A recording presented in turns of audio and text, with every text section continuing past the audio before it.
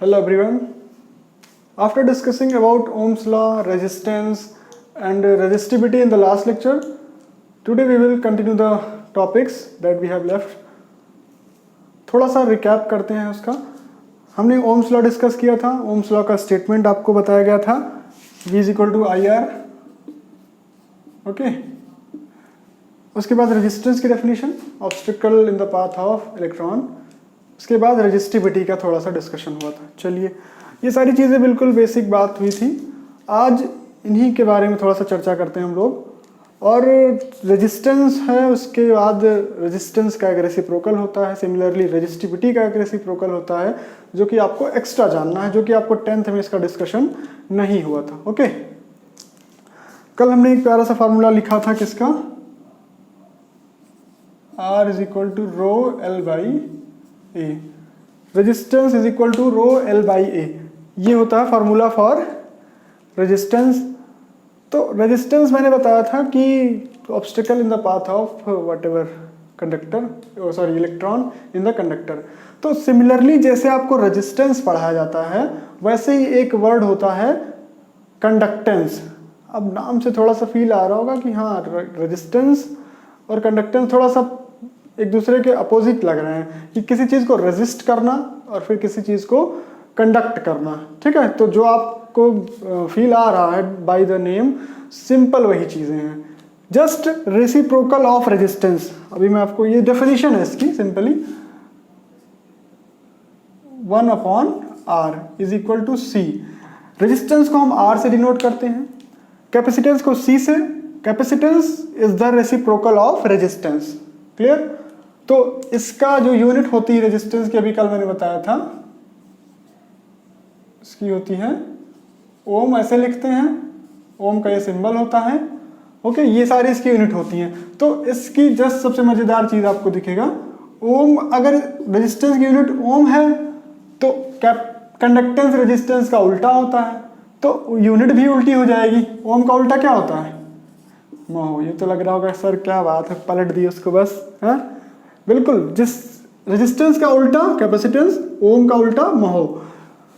तो ये ओम 1/ओम, एक यूनिट दूसरी हो जाएगी, इसको हम लिखते हैं ओम इनवर्स. ये भी किसकी यूनिट है?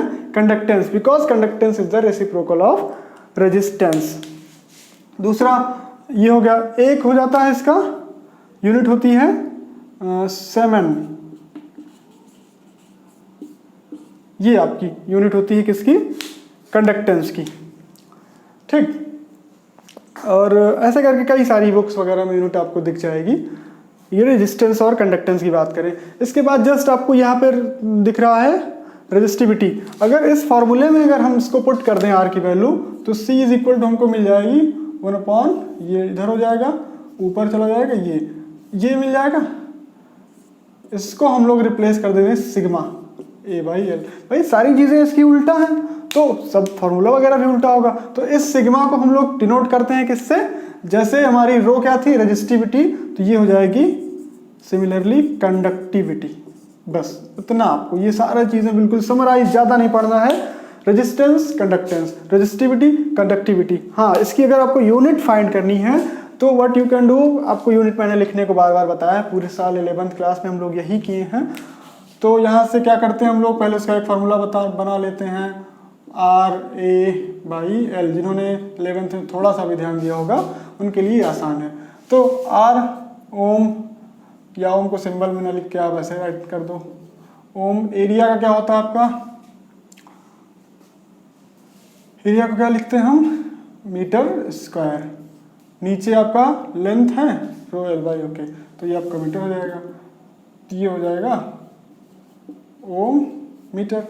ये इसकी यूनिट हो जाएगी. सिमिलरली इसका अपोज करोगे तो आपकी किसकी यूनिट हो जाएगी? कंडक्टिविटी की. ठीक है. यही तो हम लोग करते थे. ठीक. जो भी है आप स्टेप देख लीजिए. ये चीज़ें हो गई रेजिस्टिविटी और कंडक्टिविटी के बारे में.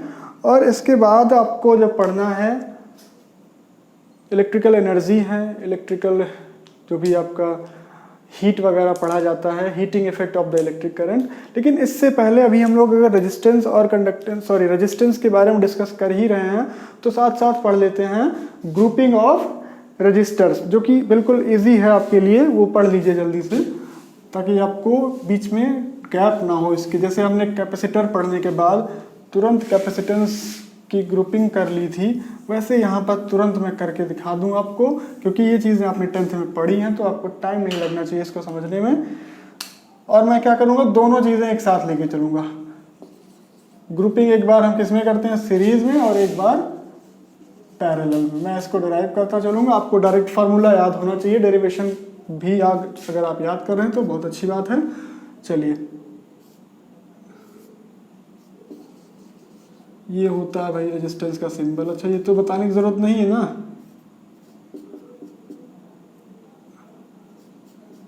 इसको बैटरी से कनेक्ट कर दो, R1, R2 और R3 सेम यही। सॉरी, मैंने उल्टा डायग्राम बना दिया, मैं इसको रिवर्स कर दे रहा हूँ। ठीक, कोई दिक्कत नहीं। चलिए, इसको मैं क्या कर दूं, इसको कर दे रहा हूँ सीरीज, इसको कर दूं पैरेलल, क्योंकि आपको दिख रहा होगा चीज़ें अपोजिट हो गई थोड़ा सा, बट आप समझदार बच्चे हो तो दिक्कत नहीं होनी चाहिए। चलिए भाई, ये 3 रजिस्टर जुड़े हुए हैं, ये पैरेलल में है, ये सीरीज में है, R1, R2, R3। अच्छा, V पोटेंशियल की बैटरी लगी। मैंने आपको कैपेसिटेंस में भी बताया था कि कोई चीज़ जब सीरीज में होती है तो जितना करंट पूरे सर्किट में जाता है, तो सारे रेजिस्टेंस में, ये अगर मान लीजिए यहाँ से आई करंट ड्रॉ हो रहा है बैटरी से, तो ये आई करंट यहाँ आएगा, यहाँ जाएगा, यहाँ जाएगा। बट यहाँ से अगर आई करंट ड्रॉ होता है तो ये I1 इधर जाता है, इधर I2 जाता है और इधर I3 जाता है। ये चीज़ आपको थोड़ा सा ध्यान देना है। और देखिए, ये मैंने बताया था इन 2 पॉइंट्स के बीच में लगे हैं तीनों रेजिस्टेंस, तो ये इसका पोटेंशियल जो है V ही रहेगा तीनों का। यहाँ क्या होगा, कुछ पोटेंशियल यहाँ ड्रॉप होगा V1, कुछ यहाँ पे चेंज होगा और कुछ यहाँ पे, तो तीनों के क्रॉस पोटेंशियल अलग अलग रहेगा। यही चीज़ मैं कंपेयर करके बता रहा हूँ ताकि आपको कंफ्यूजन ना हो डेरिवेशन करते टाइम इनका, आप जब नेट रेजिस्टेंस निकालेंगे। चलिए, तो सबसे पहले इसमें क्या करेंगे हम लोग, I नेट टोटल I कितना है, I1 plus I2 plus I3, और यहाँ पर टोटल V कितना है, V1 plus V2 plus V3। मैं दोनों एक साथ लिए चल रहा हूँ कि बार बार आपको सोचना ना पड़े कि चेंज कहाँ होता है। ठीक, यहाँ पर करंट डिस्ट्रीब्यूट हो रहा था, यहाँ पर पोटेंशियल वेरी कर रहा था। अब देखिए, अभी मैंने एक फार्मूला लिखा था ना, इसको चलो बीच में लिख दे, V is equal to IR, क्योंकि दोनों में बांटना पड़ेगा इसको। V is equal to IR, V is equal to IR से हम कई फार्मूले निकाल सकते हैं, like that I is equal to V by R। चलो, या ये आपका नेट करंट है, इसके 2 मेथड है, अभी मैं दोनों आपको बाइफरकेट कर दूंगा। I इसको मान लीजिए नेट करंट, ये क्या, चलिए स्मॉल I ही लिख देते हैं। टोटल करंट I1, यहाँ से I इज इक्वल टू क्या आएगा, V बाई R, तो I1 is equal to V1 by R1, ठीक है, plus I2 is equal to V2 by R2, कोई दिक्कत नहीं, प्लस I3 बराबर V3 बाई R3। चलिए, बड़ी अच्छी बात है।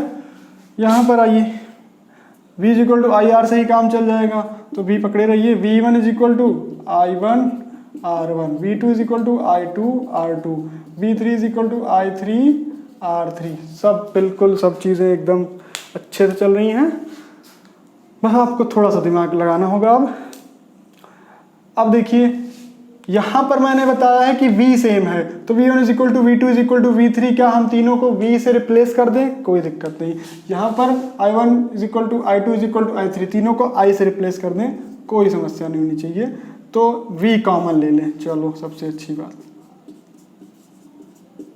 अब इससे अच्छी बात तो कुछ हो ही नहीं सकती। चलो, यहाँ पर I कॉमन ले लो, R1 plus R2 plus R3 हो गया, इसका तो हो गया काम।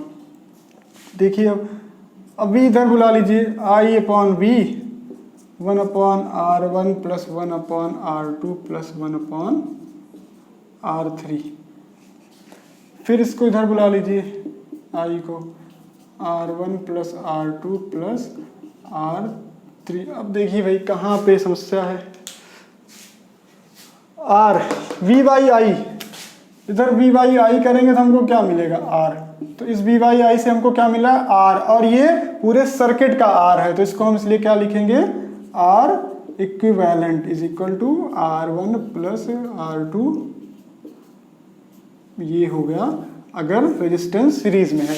यहाँ पर देखिए भाई I बाई V अगर R था, सॉरी V बाई आई को अगर हम R लिखे थे, तो इसको अगर हम पलट दें I बाई V को क्या 1/R नहीं लिख सकते, लिख सकते हैं ना, तो लिख दो, क्या दिक्कत है 1/R, और ये R इक्विवेलेंट होगा क्योंकि ये पूरे सर्किट का है।